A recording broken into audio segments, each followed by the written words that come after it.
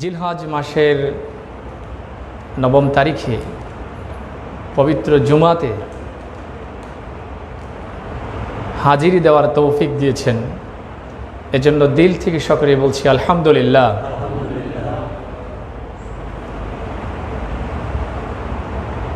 এই মাস অত্যন্ত গুরুত্বপূর্ণ একটি মাস। এ মাসের গুরুত্ব আলোচনা করলে 2 মাস আগ থেকেই এ মাসের ফজিলত, এ মাসের গুরুত্ব এবং মহত্ব সম্পর্কে আলোচনা করতে হয়। বহুবিধ কারণে এবছর আমরা হজের আলোচনা অত গুরুত্বের সাথে করিনি, যেহেতু আইনি মুহূর্ত। এখন হজের মৌসুম, হজ চলছে। গতকালকে হজ, হাজিরা লব্বাইক আল্লাহুম্মা লব্বাইক লা শারীকা লাকা লব্বাইক ইন্নাল হামদা ওয়ান নি'মাতা লাকা ওয়াল মুলক, এই ধ্বনি দিয়ে তারা কাবার চত্বর, আরাফার ময়দানকে মুখরিত করার কথা ছিল। কিন্তু দুর্ভাগ্যজনক হলেও সত্য, আজকে বৈশ্বিক একটি পরিস্থিতির কারণে আমরা সেই মহাসম্মেলন থেকে বঞ্চিত হয়েছি। জানি না আল্লাহ তাআলার এই স্থানে কি হিকমা আছে, কি ধরনের কল্যাণ আল্লাহ তাআলা রেখেছেন, আমাদের জানা নাই। সারা বিশ্ব থেকে কোটি কোটি মুসলমান, লক্ষ লক্ষ মুসলমান এই হজকে কেন্দ্র করে বাইতুল্লাহর দিকে জিয়ারাতের উদ্দেশ্যে, তাওয়াফের উদ্দেশ্যে, সাফা মারওয়া সাইর উদ্দেশ্যে, আরাফা মিনা রমিয়ে জিমার, কুরবানি, কঙ্কর নিক্ষেপ, সর্বশেষ রসুল আরবি সাল্লাল্লাহু আলাইহি ওয়াসাল্লামের মদিনাতে রওজা মুবারকে হাজিরি দেওয়ার যে খুশ নসিব, হাজিরি দেওয়ার যে সৌভাগ্য, এটা আজকে লক্ষ লক্ষ হাজিরা এ থেকে বঞ্চিত হয়েছে। আল্লাহ তাআলার যদি হিকমত থাকে, আমরা আল্লাহ তাআলার হিকমতকে মেনে নিতে রাজি। কিন্তু এই বৈশ্বিক বিশ্ব পরিস্থিতিকে কেন্দ্র করে কোনো ছোট, কোনো সাধারণ রিজনকে কেন্দ্র করে মহান রব্বে কারিমের গুরুত্বপূর্ণ একটি ফরিজাকে ঠুনকো মনে করে সেটাকে একেবারে সীমাবদ্ধতায় নিয়ে আসা, আমার দৃষ্টিতে, আমি একজন ছোটো মোটো আলেম হিসাবে আমি মনে করি সেটা ঠিক হয়নি। আজকে আমাদের পৃথিবীর সকল কর্ম সম্পাদন করছি, বাজার ঘাট, মার্কেট, ব্যাংক, এক্সপোর্ট ইম্পোর্ট মোটামুটি প্রয়োজনীয়ভাবে হচ্ছে। যেখানে 120টি রহমতের খাজানা যেটাকে বলা হয়, কাবাতুল্লাহ,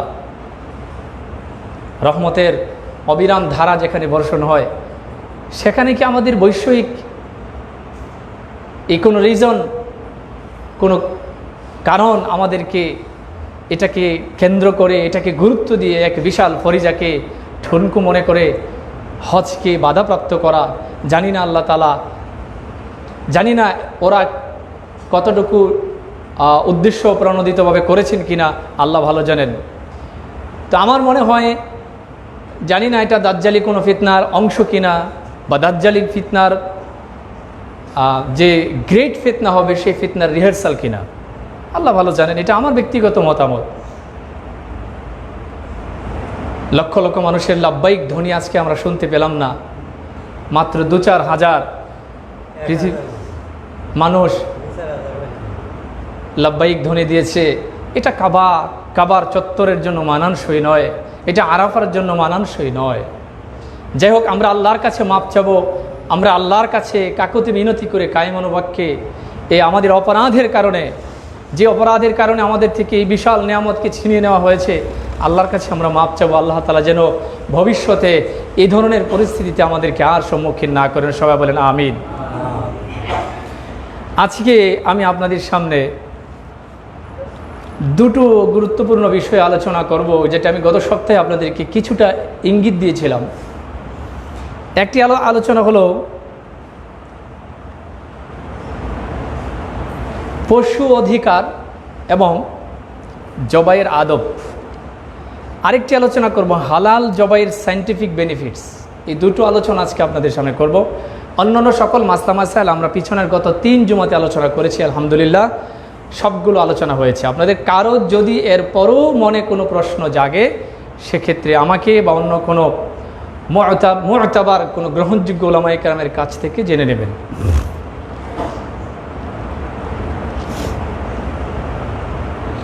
জবাইয়ের আদব। প্রাণীরা হচ্ছে অবলা। এই সমস্ত প্রাণীদেরকে আল্লাহ তাআলা আমাদের অনুগত করে দিয়েছেন। আমরা তাদেরকে বশীকরণ করেছি, বশীভূত করেছি। এটা কে করেছেন? এই বশীভূতকরণে কে সহযোগিতা করেছে? আল্লাহ যদি এই সমস্ত প্রাণীদেরকে বশীভূত করে না দিতেন আমাদেরকে, তাহলে তাদের যে শক্তি এবং হিংস্রতা সেটা যদি প্রদর্শন করত, আমরা কখনোই প্রাণীদের সাথে পেরে উঠতাম না। কি বলেন?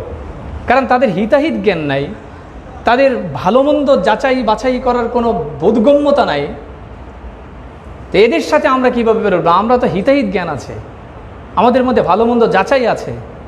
তো এটা কত বড় নিয়ামত যে আল্লাহ তাআলা আমাদেরকে এই সমস্ত প্রাণীগুলোকে আমাদের অনুগত করে দিয়েছে। এই সমস্ত প্রাণীগুলো আমাদের অনুগত হয়েছে বলে আমরা যাচ্ছে তাই ব্যবহার করব তাদের সাথে, যেভাবে খুশি সেভাবে তাদের সাথে আমরা আচরণ করব, অন্যায় আচরণ করব। এটা কিন্তু শরিয়া আপনাকে আমাকে অনুমোদন করে না, এটা শরীয়ত অনুমতি দেয় না। তার মানে এই নয় যে ঈদের আগেই আপনার জবাই কর্ম সুবিধার্থে ঈদের একদিন আগ থেকে আপনি কুরবানির পশুর খাবার ঘাস পানি বন্ধ করে দিবেন। এটা অমানবিক।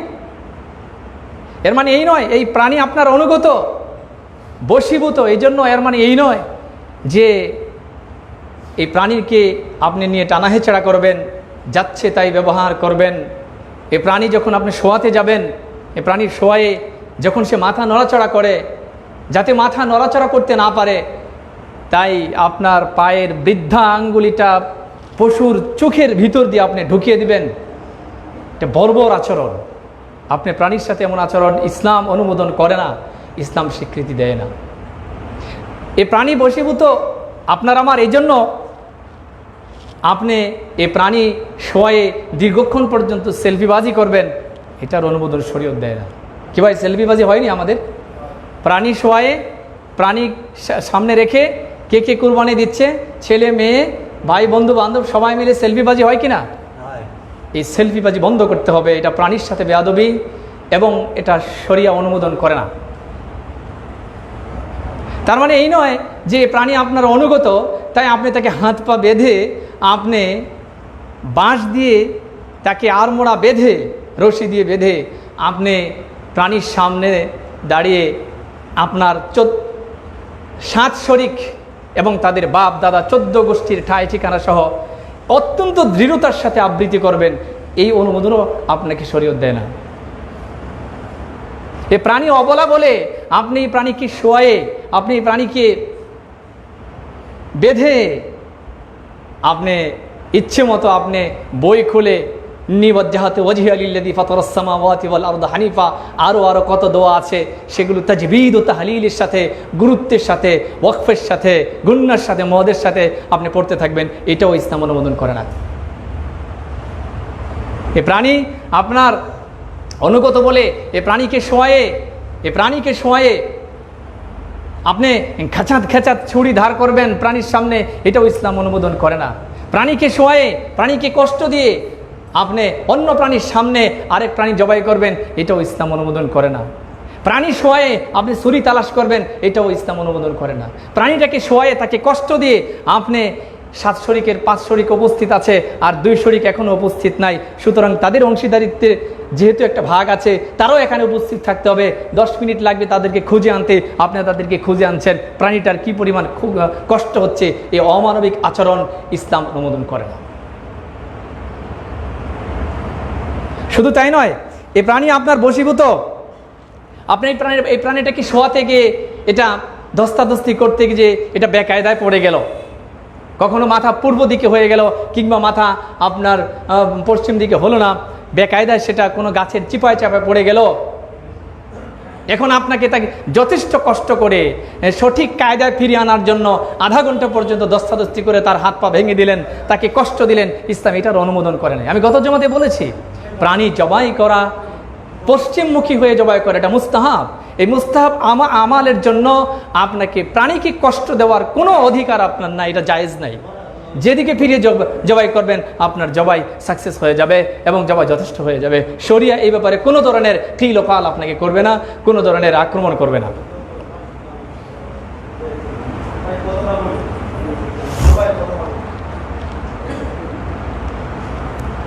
তাহলে আমরা এই প্রাণী জবাইয়ের ক্ষেত্রে যে আদাবগুলো, আমরা এগুলো লক্ষ্য রাখার চেষ্টা করি, এগুলো মেনটেন করে আমরা প্রাণী জবাইয়ের চেষ্টা করব। আমরা এই কুরবানি কার জন্য দিচ্ছি ভাই? আল্লাহর জন্য দিচ্ছি। এই প্রাণী কে দিয়েছেন? আল্লাহ। এই প্রাণী বশীভূতকরণ করেছেন আল্লাহ, এই প্রাণী অনুগত করেছেন আল্লাহ। তো যে প্রাণীকে আমরা আল্লাহর জন্য উৎসর্গ করছি, এই প্রাণী দিয়েছেন আল্লাহ, তাহলে আমরা সেই আল্লাহর দেওয়া প্রাণীটাকে, যাকে মাধ্যম বানিয়ে আমরা আল্লাহর কাছে তাকওয়া অর্জন করতে চাই, যাকে মাধ্যম বানিয়ে আমরা আল্লাহ তাআলাকে পেতে চাই, আল্লাহর ভালোবাসা অর্জন করতে চাই, আর তাকে যদি আমরা কষ্ট দেই, তাহলে আমার এই কুরবানির কর্মটা, আমার এই ভালোবাসার এই কর্মটা, এই প্রতীকী ভালোবাসার কর্মটা কতটুকু আল্লাহর কাছে গ্রহণযোগ্য হবে? এই জন্য আমরা চেষ্টা করবো প্রাণীরা যেন কষ্ট না পায়। খুব সাবধানে আমরা, এই জন্য যারা আনাড়ি তাদেরকে দিয়ে পশু বাঁধার কাজ করবেন না। যথাসম্ভব টাকা দিয়েও হলে কোনো ভালো কসাই বা যারা এই কাজে দক্ষ, এই কাজে যারা এক্সপার্ট, তাদেরকে দিয়ে কাজটা করানোর চেষ্টা করবেন। কারণ প্রাণীকে কষ্ট দেয়। আল্লাহ নবী সাল্লাল্লাহু আলাইহি ওয়াসাল্লাম রাহমাতুল্লিল আলামিন হয়ে পৃথিবীতে এসেছেন। মানুষ কষ্ট পাবে, কোনো কাফির কষ্ট পাবে, এটা তো আল্লাহ নবী চাইতেন না। এমনকি কোনো প্রাণীও যে কষ্ট পাবে, কোনো প্রাণী বিন্দু পরিমাণ কষ্ট পাবে, এটাও আল্লাহ নবী পছন্দ করতেন না। আল্লাহ নবী সাল্লাল্লাহু আলাইহি ওয়াসাল্লাম বলেন, ইন্নাল্লাহা কাতাবা ইন্নাল্লাহা কাতাবাল ইহসানা আলা কুল্লি শাইইন ফাইদা কাতালতুম ফাআহসিনুল কিতলা ওয়া ইযা যাবাহতুম ফাআহসিনুজ যিবহা ওয়ালিউহিদ্দা আহাদাকুম শাফরাতাহু ওয়ালিউহিদ্দা আহাদাকুম শাফরাতা ওয়ালিউরিহ যাবিহাতা। আল্লাহ নবী সাল্লাল্লাহু আলাইহি ওয়াসাল্লাম বলেন, আল্লাহ তাআলা প্রত্যেক মাখলুকের উপরে, প্রত্যেক মাখলুকের সাথে সদ্ব্যবহার, ভালো ব্যবহার করাকে প্রত্যেক মানুষের জন্য অব্লিগেটরি করে দিয়েছেন, অত্যাবশ্যকী করে দিয়েছেন। তার সাথে ভালো ব্যবহার করতে হবে, চাই সে প্রাণী যত ছোট হোক বা যত বড় হোক, তার সাথে উত্তম আচরণ করতে হবে। এরপর আল্লাহ বলেন, যদি তোমরা তোমাদের কোনো প্রয়োজনে কোনো প্রাণীকে হত্যা করতে হয়, সেক্ষেত্রে তোমরা নৃশংসভাবে প্রাণীকে হত্যা করো না, উত্তমভাবে হত্যা করো।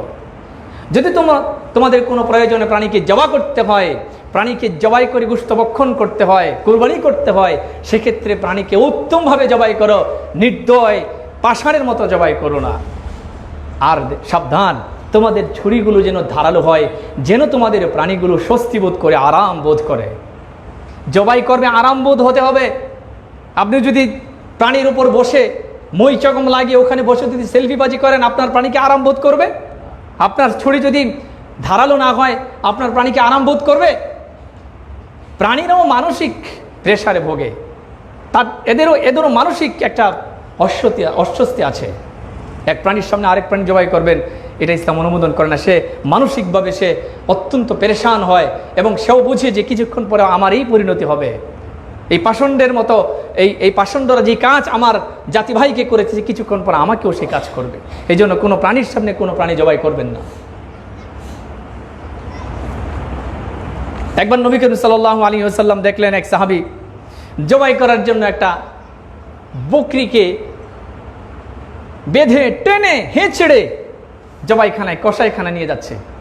আচ্ছা বলেন তো, একটা বকরি অবলা, সে বলতে পারে না, সে ব্যক্ত করতে পারে না, সে কতটুকু অসহায় যে সে তার ইচ্ছে মতো হাঁটছে না, কসাইয়ের ইচ্ছে মতো হাঁটছে না, তাই তাকে টেনে হিঁচড়ে তাকে নিয়ে যাচ্ছে। আল্লাহ নবী সাল্লাল্লাহু আলাইহি ওয়াসাল্লাম দূর থেকে দেখলেন। আল্লাহ নবী সাল্লাল্লাহু আলাইহি ওয়াসাল্লাম দূর থেকে দেখে প্রথমে বকরিটাকে সম্বোধন করে বললেন, ইসবিরি লি আমরিল্লাহ, হে বকরি, যেহেতু আল্লাহর পক্ষ থেকে মানুষের জন্য বিধান তোমাকে জবাই করে খাওয়া, এটা আল্লাহ তাআলা জায়েজ করেছেন, সুতরাং তুমি ধৈর্য ধারণ করো, সবর করো, এটা ছাড়া আর তোমাকে এর চেয়ে বেশি প্রবোধ দেওয়ার মতো আমার কাছে কিছু নেই। তবে হ্যাঁ, আল্লাহ নবী ওই কসাইকে লক্ষ্য করে বলেছেন, ওয়ান্তা ইয়া জাজ্জার সুকহা ইলাল মাউতি সাওকান জামিলা ওয়া সাওকান রফিকা। এই কসাই, নির্দয় কসাই, শোনো, তোমার এই ছাগলটাকে, তোমার এই বকরিটাকে তুমি উত্তমভাবে নিয়ে যাও, এইভাবে না, এই মর্মান্তিকভাবে, এই নির্দয়তার সাথে নয়, পাষণ্ডের মতো নয়। আরেকদিন এক সাহাবী, আমরা ওই দেখেন না যে বকরি যখন বেশি ত্যক্ত করে, বিরক্ত করে, তখন বকরির কান ধরে আমরা নিয়ে যাই, তাই না? এক সাহাবী বকরির কান ধরে তারপর টেনে নিয়ে যাচ্ছে। আল্লাহ নবীর কাছে এটাও পছন্দ হয় নাই। রাহমাতুল্লিল আলামিন বলে কথা, গোটা জগতের জন্য যিনি রহমত, তিনি বকরির জন্য রহমত, বালুকণার জন্য রহমত। আল্লাহ নবী সাল্লাল্লাহু আলাইহি ওয়াসাল্লামের পছন্দ হয় নাই। আল্লাহ নবী সাল্লাল্লাহু আলাইহি ওয়াসাল্লাম বলেন, এই দা'বুজনাহা, তার কান ছেড়ে দাও, দা'বুজনাহা, তার কান ছেড়ে দাও, এবং ওয়াখুজ বিসালাফাতিহা, গলায় ধরো, মৃদুভাবে গলায় ধরো। কানে ধরছো কেন? এগুলো হলো পশু অধিকার। এরপর আরেক সাহাবী, আরেক ঘটনা আসছে, আল্লাহ নবী সাল্লাল্লাহু আলাইহি ওয়াসাল্লাম দেখলেন এক সাহাবী তার এক বকরিকে শোয়ালো, হাত পা বেঁধে, এক পা ওই বকরির গর্দানের উপরে, বকরির ঘাড়ের উপর রেখে, তারপরে ওই আপনার ছোড়া যেটা, এটা গছাত গছাত আপনার শান দিতে শুরু করলো, ধার দিতে শুরু করলো। আর বকরিটা, হাদিসের মধ্যে আসছে, বকরিটা অসহায় হয়ে অপলক নেত্রে তার মালিকের দিকে তাকিয়ে আছে। আল্লাহু আকবার। আল্লাহ নবী সহ্য করতে পারেন নাই এটা, যে একজন মালিক বকরির ঘাড়ে পা দিয়ে তার ছুরি ধারাবে, আর সেই বকরিটা মানসিকভাবে কষ্ট পাবে, মৃত্যুর আগে সে মানসিকভাবে যন্ত্রণা ভোগ করবে, এটা আল্লাহ নবী পছন্দ করেন নাই। তাই আল্লাহ নবী সাল্লাল্লাহু আলাইহি ওয়াসাল্লাম তাকে বললেন, আতুরিদু তুমি তাকা মাউতাতান, ও তুমি তাকে আগে মৃত্যু দেওয়ার আগে মানসিক মৃত্যু দিচ্ছ, এটা করো না। এই পশুরাও মানসিক যন্ত্রণা ভোগ করে, পশুরাও মানসিক যন্ত্রণা ভোগ করে, এই জন্য এদেরকেও মানসিকভাবে যন্ত্রণা দেওয়া যাবে না। এটা হলো পশু আইন। সুবহানাল্লাহ। যখন এই হাদিসগুলো পড়ি তখন এত আশ্চর্য হই, এত বিস্মিত হই, যে আজকে আমাদের এই সভ্য পৃথিবীতে সভ্য মানুষগুলো ম্যানমেড ল এর মাধ্যমে, মানব রচিত আইনের মাধ্যমে মানবাধিকার প্রতিষ্ঠা করতে চায়। বরং মানবাধিকার প্রতিষ্ঠার সূতিকাগার যারা দাবি করে, ইউরোপ, আমেরিকা, তারা তো মানবাধিকার প্রতিষ্ঠা করতে পারেনি তাদের আইন দিয়ে, তাদের বানানো আইন দিয়ে। বরং ১৫০০ বছর আগে আমার নবী সাল্লাল্লাহু আলাইহি ওয়াসাল্লাম মানবাধিকার তো প্রতিষ্ঠা করেছেন, সেটা তো বহু দূরের কথা। পশু অধিকার পর্যন্ত সুষ্ঠুভাবে আল্লাহ নবী সাল্লাল্লাহু আলাইহি সাল্লাম প্রতিষ্ঠা করে গিয়েছেন ১৫০০ বছর আগে। পশু অধিকার পর্যন্ত আমাদের ইসলামে আছে, মানবাধিকার সেখানে তার অনেক পরের কথা। আর আমাদের সভ্য পৃথিবীর সভ্য মানুষের মানবাধিকার শুধু তাদের জন্য, আর মুসলমানদের জন্য কোনো মানবাধিকার তো নাই, গরিবের জন্য কোনো মানবাধিকারই তো নাই। মানবাধিকার শুধুমাত্র অর্থবিত্ত যাদের আছে, টাকা পয়সা, তাদের জন্য মানবাধিকার। যাক, আমি সেদিকে যাচ্ছি না। এরপরে দ্বিতীয় যে পার্টটা আজকে আলোচনা করব সেটা হচ্ছে হালাল জবাইয়ের সায়েন্টিফিক বেনিফিটস। ইসলামী তরিকায়, শরঈ পদ্ধতিতে যদি আমরা জবাই করি আমাদের পশু, কি কি বেনিফিটস আছে। এখানে অনেকগুলো বিষয় আছে, আমি শুধু একটা হেডলাইন, একটা শিরোনাম কায়েম করলাম, এটার অধীনে আমি এই আলোচনাগুলো করব। প্রথমে আমাকে জানতে হবে জবাই কাকে বলে। শরীয়তের দৃষ্টিতে জবাই কাকে বলে? জবাই হচ্ছে হালাল প্রাণী বক্ষণের উদ্দেশ্যে গলায় ছুরি চালিয়ে সর্বোচ্চ 4 রগ, সর্বনিম্ন 3 রগ কেটে পশুর রক্ত সঞ্চালন, রক্ত প্রবাহিত করার নাম হচ্ছে জবাই।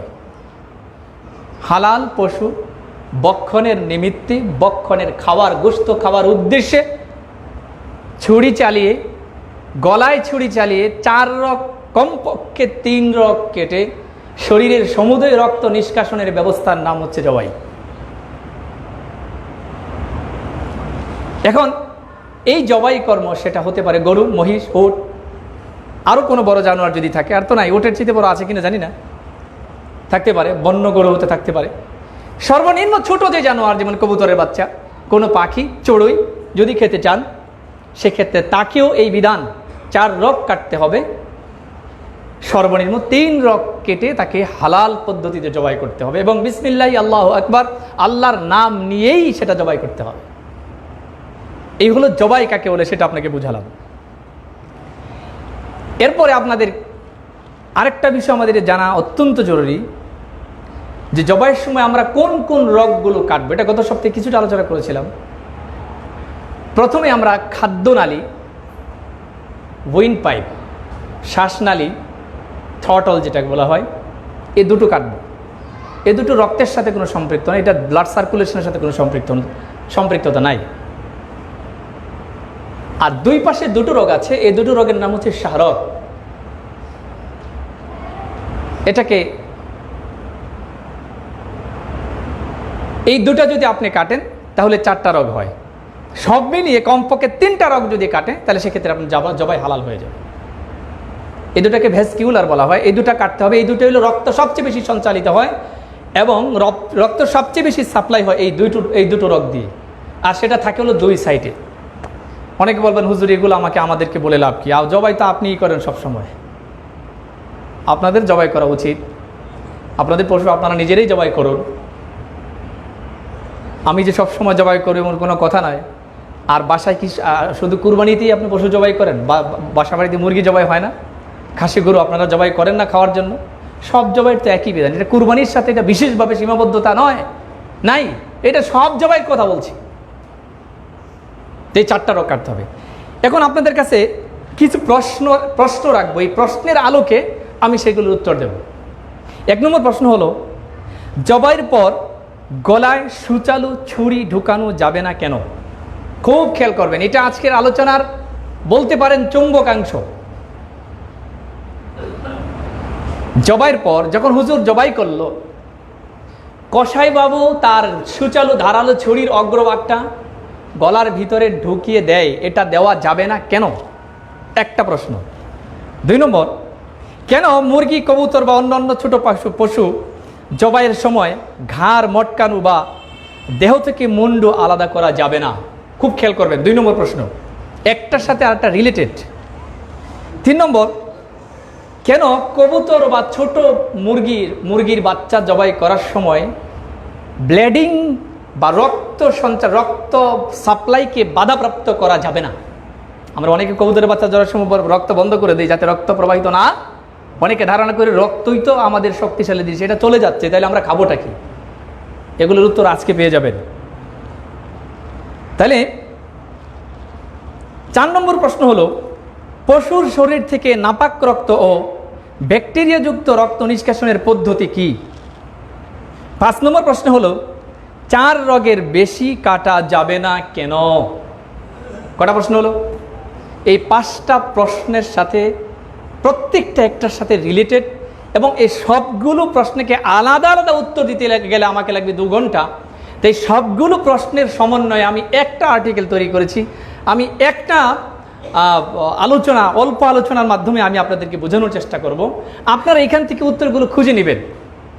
দেখেন না, আমাদের বাচ্চারা সিন আনসিন পড়ে, এখান থেকে তারপরে প্রশ্ন বের করে ওখান থেকে প্রশ্ন খুঁজে বের করতে হয়, উত্তর খুঁজতে হয়। তা আমি আজকের এখন যে আলোচনাটা করব সেখান থেকে এই 5টা প্রশ্নের সবগুলো আলোচনা আমি ধারাবাহিকভাবে আমার আলোচনা না আসলেও আপনি খুঁজে পাবেন। প্রথমে আসেন, যখন আমরা খাদ্যনালী কেটে দেই, খাদ্যনালীর কাজ হচ্ছে এটা দিয়ে খাবার প্রবেশ করা এবং এটা দিয়ে আওয়াজ করা। আপনি যখন খাদ্যনালী কেটে দিলেন তখন এই পশুটা তার এই অ্যাক্সিডেন্টের কারণে, আকস্মিক একটা বিপদ আসার কারণে সে যে চেঁচামেচি করত, সে যে একটা বিদ্ঘুটে বা বিকট শব্দে আওয়াজ করত, এই আওয়াজটা বন্ধ হয়ে গেল। যদি আওয়াজটা হতো মানুষ ভয় পেত, মানুষের কষ্ট হতো, জবাই করতে সমস্যা হতো। তাই আল্লাহ তাআলা এই রগটাকে, এই খাদ্যনালীকে, উইন্ড পাইপকে কর্তন করার জন্য নির্দেশ দিলেন। যদি পশু চেঁচামেচি করে কেমন শোনা যায় বলেন তো? জবাই পুরো সময় 10 মিনিট পর্যন্ত যদি সে চেঁচামেচি করে। 2 নম্বর, থ্রটল যেটা, শ্বাসনালী যেটা, এটা যদি কেটে দেন তাহলে আপনার বাহির থেকে ভিতরে অক্সিজেন প্রবেশ বন্ধ হয়ে যাবে। আর অক্সিজেন ছাড়া কোনো প্রাণী বাঁচে না। কোনো প্রাণীকে মারতে হলে তাকে অক্সিজেন বন্ধ করতে হবে, এই শ্বাসনালী যখন কেটে দিলেন, অক্সিজেন বন্ধ হয়ে গেল। রয়ে গেল আরো দুটো রগ, ভেস্কিউলার, অর্থাৎ এই শাহরগ, এই পাশের এবং এই পাশের দুটো রগ। এই রগ দুটো যদি আপনি কাটেন, এই রগ দুটো কাটার সাথে সাথে শরীরের রক্ত ফিনকি দিয়ে বের হয় এবং প্রচুর বেগ নিয়ে, গতি নিয়ে শরীর থেকে রক্তগুলো নিষ্কাশন হতে থাকে। এই রগ দুটোর সম্পর্ক হচ্ছে মস্তিষ্কের সাথে, ব্রেইনের সাথে। গোটা শরীর এবং হার্ট, অন্যান্য অর্গান যেগুলো আছে এগুলোর সাথে সমুদয় শরীরের সাথে সম্পর্ক, কানেকশনকে বজায় রাখে হচ্ছে এই দুটো রগ। বিশেষভাবে এই দুটো রগ মস্তিষ্কের সাথে কানেকশন বজায় রাখে। এখন যখন আপনি এই দুটো কেটে দিলেন, তখন আর প্রাণী ব্যথা পায় না। তাহলে এখানে আরেকটা প্রশ্ন জুড়ে দিতে পারেন যে প্রাণীরা জবাই করলে ব্যথা পায় কিনা। 6 নম্বর একটা প্রশ্ন হতে পারে, প্রাণীরা জবাই করলে ব্যথা অনুভব করে কিনা। যখন আপনি এই দুটো রগ কেটে দিলেন, তখন মস্তিষ্কের সাথে তার হার্ট সহ শরীরের অন্যান্য সকল অঙ্গ প্রত্যঙ্গের ডিসকানেকশন হয়ে গেল, এখন আর কোনো সম্পর্ক নাই। আর পেইন অনুভব করার জন্য, ব্যথা অনুভূত হওয়ার জন্য দরকার হচ্ছে টোটাল মস্তিষ্কের সম্পর্ক এবং নার্ভ সিস্টেম এবং মস্তিষ্কের সাথে নার্ভ সিস্টেমের অক্ষত সম্পর্ক থাকতে হবে, নিরবিচ্ছিন্ন সম্পর্ক থাকতে হবে। যেহেতু আপনি এই দুটো পাইপ এখন কেটে দিয়েছেন শাহরগ, তাহলে এখন তো মস্তিষ্কের সাথে এই রগের বিচ্ছিন্নতা হয়ে গেল, মস্তিষ্ক আলাদা হয়ে গেল। তাইলে এখন আর ব্যথা অনুভব করার জন্য মস্তিষ্কের দরকার, চিন্তার দরকার। সে কি চিন্তা করতে পারে? এখন বলেন, চিন্তা করতে পারে? আল্লাহু আকবার। বিজ্ঞান প্রমাণ করেছে যে মুসলিমরা ইসলামী পদ্ধতিতে যে পশু জবাই করে, এই পদ্ধতিতে পশু জবাইয়ের মাধ্যমে পশু কোনো কষ্ট পায় না। সুবহানাল্লাহ। পশু অধিকার আমরা রক্ষা করি। তাহলে এখন যখন এই দুটো রগের কাজ হলো যে এই গোটা শরীরের সাথে মস্তিষ্কের সম্পর্ককে বজায় রাখা, কিন্তু এখন তো ডিসকানেক্ট হয়ে গেছে, তাই আর সে আর ব্যথা অনুভব করছে না। এবার আসেন 5 নম্বর আরেকটা রগ আছে, এই রগটা কাটতে মানা, শরীয়ত নিষেধ করেছে। আমাদের কসাই বাবুরা এই রগের প্রতি তাদের আগ্রহটা সবচেয়ে বেশি।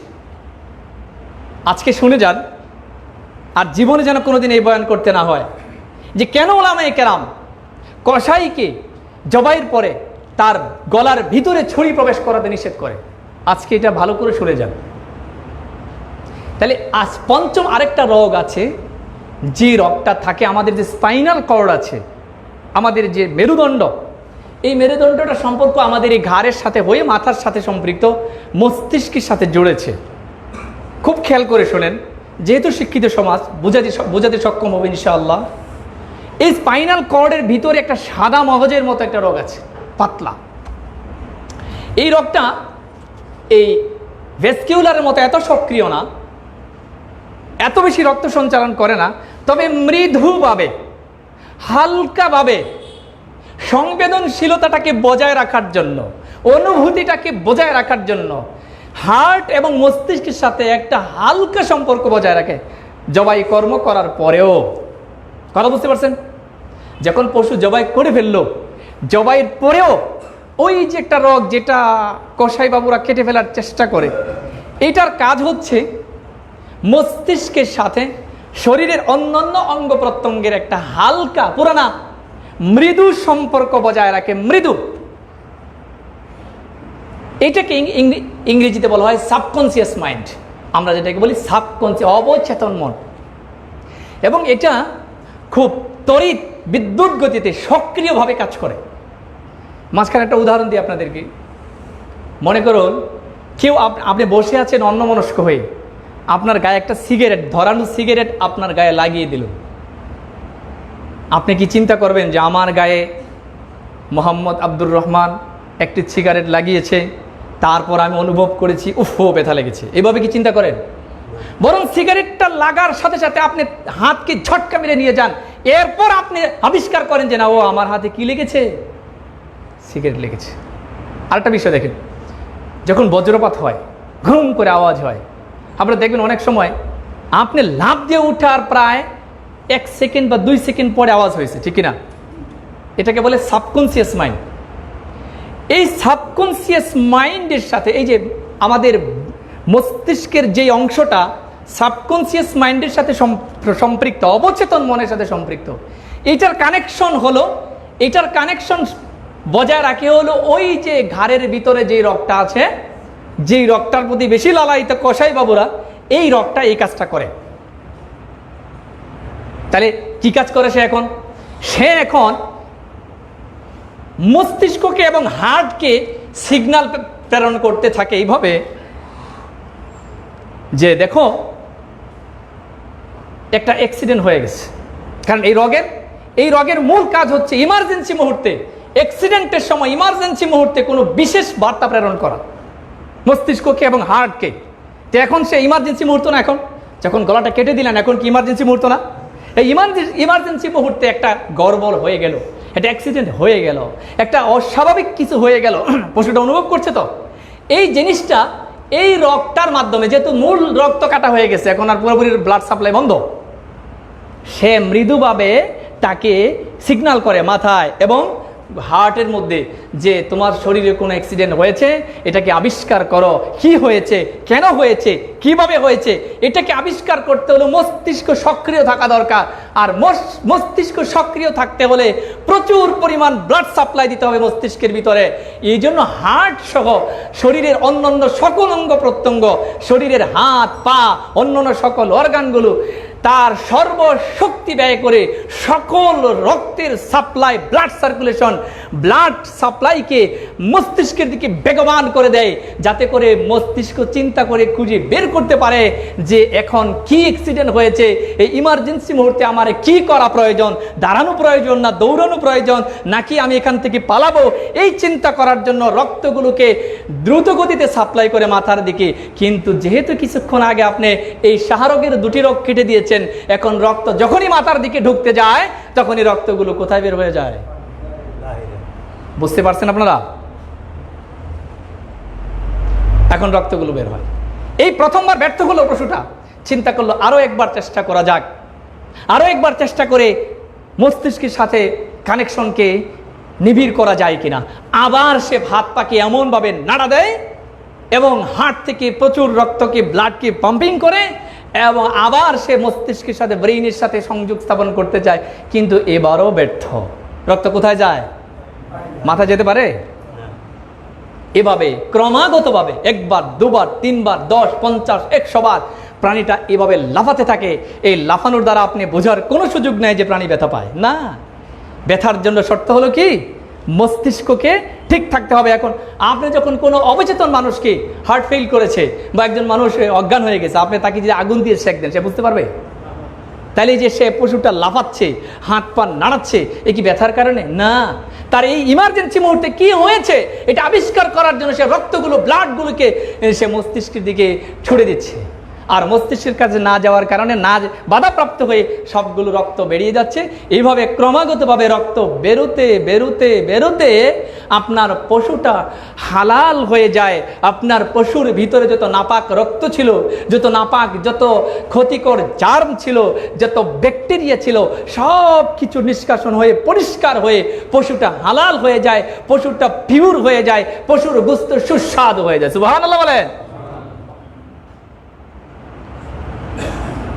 এবার আসেন, যদি আপনি পশুটা জবাই করার পরে তৎক্ষণাৎ ওই সুচালু ছুরিটা সেখানে ঢুকিয়ে দেন, তাহলে কি শরীরের সমুদয় রক্তকে নিষ্কাশনের জন্য যেই সিস্টেম আল্লাহ তাআলা রেখেছেন, এটা কি বাকি থাকলো?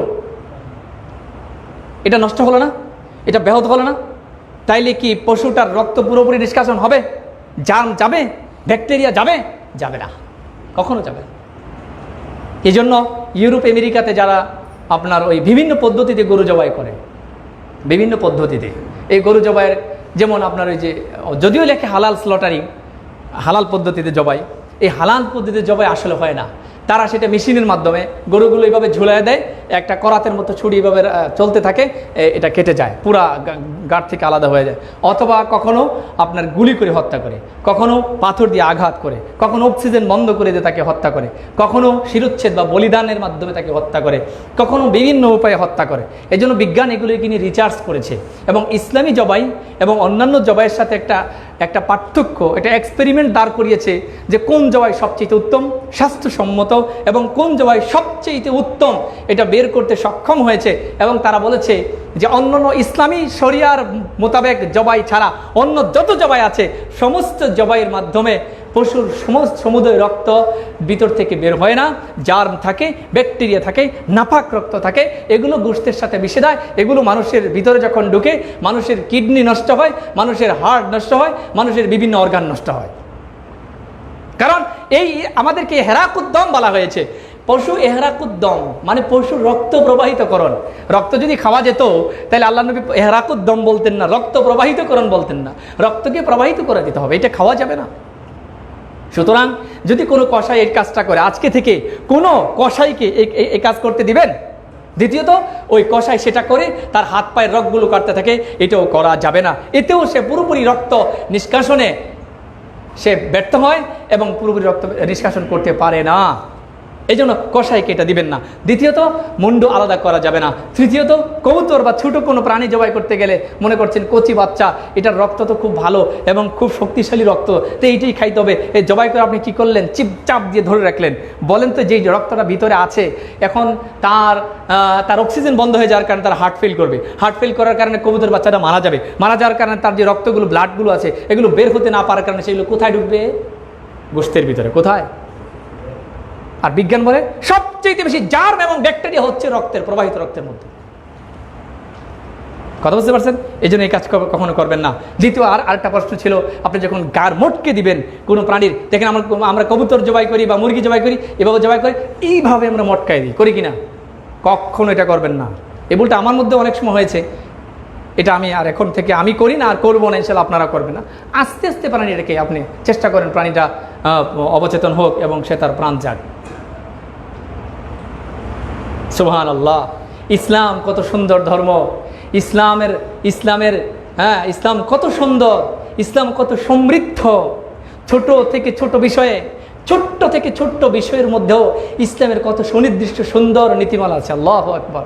এগুলো যখন গবেষণা করে, এখন তো এগুলো বের হচ্ছে, এখন সব পৃথিবী আল্লাহ নবী সাল্লাল্লাহু আলাইহি ওয়াসাল্লাম যা বলে গেছেন সব এখন বিজ্ঞানসম্মত, সব বিজ্ঞানসম্মত। তাহলে আজকে থেকে আমরা পশু জবাইয়ের জন্য আমরা এই বিষয়গুলো গুরুত্বের সাথে দেখার চেষ্টা করব। পশু যতক্ষণ পর্যন্ত নিষ্প্রাণ না হবে ততক্ষণ পর্যন্ত পশুর চামড়া ছিলার কাজে আমরা ব্যস্ত হব না, এই কাজগুলো করা যাবে না। আরও যদি কোনো মাসলা থাকে আপনাদের কাছে অনুরোধ থাকলেও আপনারা জেনে নেবেন। এছাড়া আমি মনে করি যে এই পর্যন্ত যত মাসলা আজকে 4 জুমা পর্যন্ত সব আলোচনা হয়ে গিয়েছে। এরপর যদি কারো অনুপস্থিত থাকার কারণে না জেনে থাকেন আপনারা জেনে নেবেন। বিশেষ করে জবাইয়ের মাসলা বলেন। কুরবানির আগে শরীকের নাম নেওয়া জরুরি কিনা? এটা একদম বেফায়দা একটা কাজ, বেফায়দা। আপনি যখন গরু ক্রয় করেছেন বা ক্রয় করার পর যখন আপনি শরীক বা পার্টনারকে আপনি সংযুক্ত করেছেন, শিরকুত করেছেন, এটাই আল্লাহর দরবারে কবুল হয়ে গিয়েছে। সুতরাং এটা আপনি আলাদাভাবে, ওই যে বললাম না, ডাবল নাম, বাবা, দাদা, চাচা, 14 গোষ্ঠী এবং ঠাই ঠিকানা সব সহ বলে, এটা করা যাবে না। আর কারো কোনো প্রশ্ন আছে? অনেকে বলেন যে আপনার ওই আমি যদি কুরবানির নাম, আমার নাম নেই, সাথে আমার বাবার নাম নেই, তাহলে 7 জনের নাম, 7 জনের বাবার নাম সমান 14 জন, তাহলে কি 14 জনের কুরবানি হয়ে যাবে? না, বিষয়টা এরকম না। কুরবানির এই নামগুলো নেওয়ার দ্বারা এটা হবে না। আমি টাকা উঠাতে গেলাম ব্যাংক থেকে, আমার মার নামেরও প্রয়োজন, বাবার নামেরও প্রয়োজন, তো কি 3 জনের টাকা উঠাই না 1 জনে উঠাই? বলেন। আর কে প্রশ্ন আছে কারো? আলহামদুলিল্লাহ, যেভাবে আলোচনা করেছি প্রশ্ন থাকার কথা নয়। দ্বিতীয়ত, আমরা আগামীকালকে যেহেতু আমাদের ঈদুল আজহা,